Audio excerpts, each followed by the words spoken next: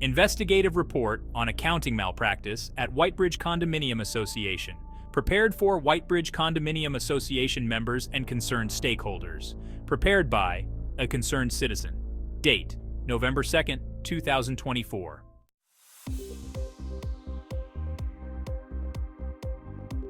Executive Summary. This report investigates and analyzes the alleged accounting irregularities and manipulative financial practices within the Whitebridge Condominium Association.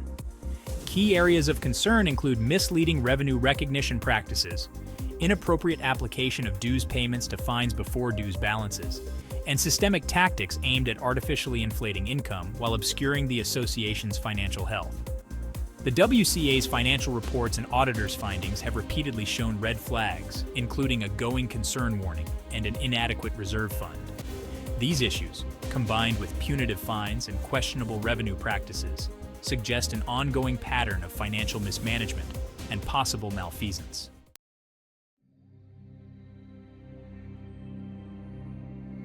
Background and context. For years, Whitebridge residents, including concerned individuals such as myself, have raised questions about the integrity of the HOA's financial practices. Despite these concerns, the board has consistently dismissed or downplayed these issues. The financial reports indicate a persistent and troubling pattern of artificially high income statements, offset by large accounts receivable balances and allowances for doubtful accounts. This discrepancy, alongside a steady flow of fines and penalties, calls into question the true financial health of the WCA and suggests deliberate obfuscation of financial realities. For years, Whitebridge residents, including concerned individuals such as myself, have raised questions about the integrity of the HOA's financial practices. Despite these concerns, the board has consistently dismissed or downplayed these issues.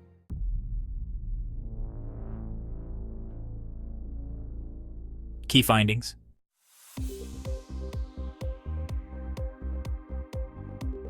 Revenue recognition practices and income inflation. The WCA reports dues as fully received in their income statements, creating the appearance of stable cash flow and financial health. However, examination of the financial statements reveals large accounts, receivable balances. The WCA's accounts receivable remains high year over year, with an outstanding balance of around $83,905. This indicates that while dues are marked as received, substantial portions remain unpaid or are deferred. Allowance for doubtful accounts. An allowance for doubtful accounts of $109,608 further undermines the reported income. This amount indicates that the HOA expects a significant portion of dues and fines to be uncollectible. The implication of these practices is clear. While dues appear as revenue in financial reports, a substantial portion remains unpaid or at risk of non-collection. By recognizing this income without adjustment, the WCA misrepresents its financial position, presenting an illusion of stability and solvency.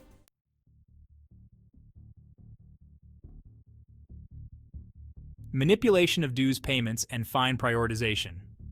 One of the most concerning aspects of WCA's financial practices is the application of residents' dues payments.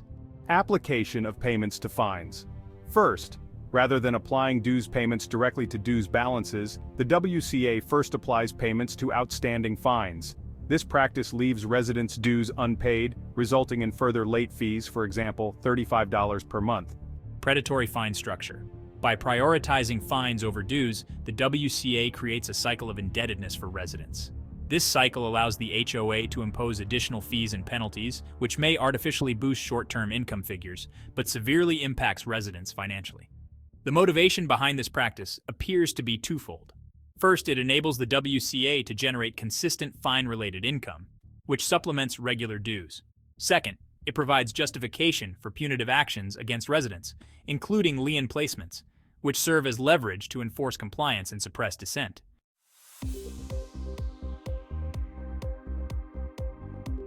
The going concern issue and reserve deficiency. The auditor's report for 2022 included a going concern warning, which raises doubts about the WCA's ability to continue meeting its obligations. This warning is compounded by insufficient reserve funds. The reserves are critically low, leaving the HOA financially vulnerable to unexpected repairs or maintenance needs. The association's failure to increase dues over the past decade has only exacerbated this problem. Reliance on fines to fill budget gaps.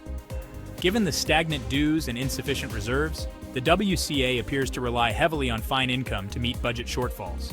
The imposition of excessive fines serves as a secondary income stream, effectively taxing residents beyond their regular dues. This dependence on fines to supplement operational income suggests that the WCA is aware of its financial instability but opts to mask it rather than implement sustainable financial practices. The choice to maintain flat dues in the face of rising costs points to either negligence or a deliberate attempt to project financial health to avoid backlash.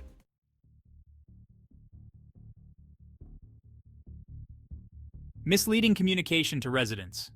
The board, led by Gloria Damiani, has consistently communicated a positive financial outlook to residents despite the clear warnings in the auditor's report. Gaslighting through newsletters. The board has repeatedly claimed that reserves are healthy and the association's financial position is sound. However, these statements directly contradict the auditor's findings and the financial data, which reveal a fragile financial situation. Deflection of responsibility. Damiani's recent decision to relocate to Arizona while retaining her board position raises concerns about her commitment to resolving these issues. The departure of critical personnel, such as the longtime attorney and the board vice president, further highlights a leadership in disarray, potentially leaving financial mismanagement unaddressed.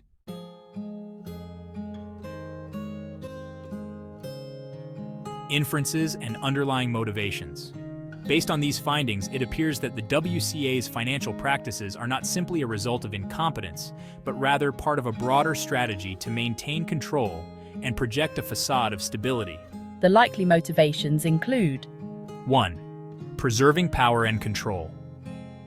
By financially penalizing dissenters and prioritizing fines, the board can suppress resident activism and criticism. This tactic is evident in the high fines imposed on residents who raise concerns or challenge the board's authority. 2. Avoiding accountability for financial mismanagement. The practice of inflating income figures through unpaid dues and fines allows the board to deflect scrutiny. Rather than addressing the reserve deficiencies or increasing dues to reflect actual costs, the board obscures financial realities, creating the illusion of prudent management. 3. Maximizing short-term income at residents' expense. The reliance on fines and penalties suggests that the board is more focused on immediate revenue generation than on the long-term financial health of the HOA. This approach is unsustainable and may lead to financial collapse or significant assessment increases in the future, further burdening residents. 4. Protecting the board from accountability. By not being transparent about finances and maintaining tight control over the narrative, the board avoids accountability for years of poor financial decisions and potential misuse of funds, such as excessive landscaping or administrative costs.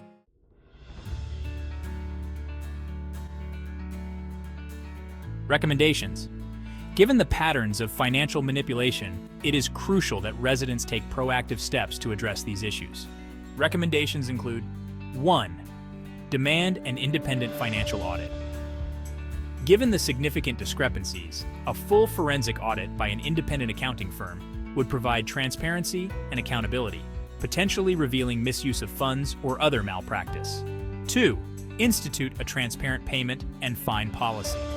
Residents should push for reforms requiring dues payments to be applied to dues balances first, with fines managed separately. This would prevent the predatory cycle of fine-driven income generation. 3. Establish resident oversight committees. A finance committee composed of non-board members could provide oversight of the association's financial practices and recommend corrective actions. 4. Advocate for leadership changes. The departure of key figures and the relocation of Damiani to Arizona highlights the need for new leadership committed to ethical and transparent management. Residents should prioritize candidates who demonstrate financial competence and accountability.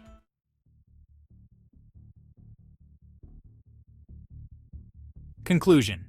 The financial practices of the Whitebridge Condominium Association reflect a pattern of manipulation and mismanagement that places residents at a financial disadvantage while benefiting the board's short-term goals. Despite multiple warnings and resident complaints, the board has chosen to continue these practices, raising serious ethical and legal concerns. It is imperative for residents to demand transparency, accountability, and a shift towards sustainable financial practices to protect the long-term viability of the association and restore trust within the community.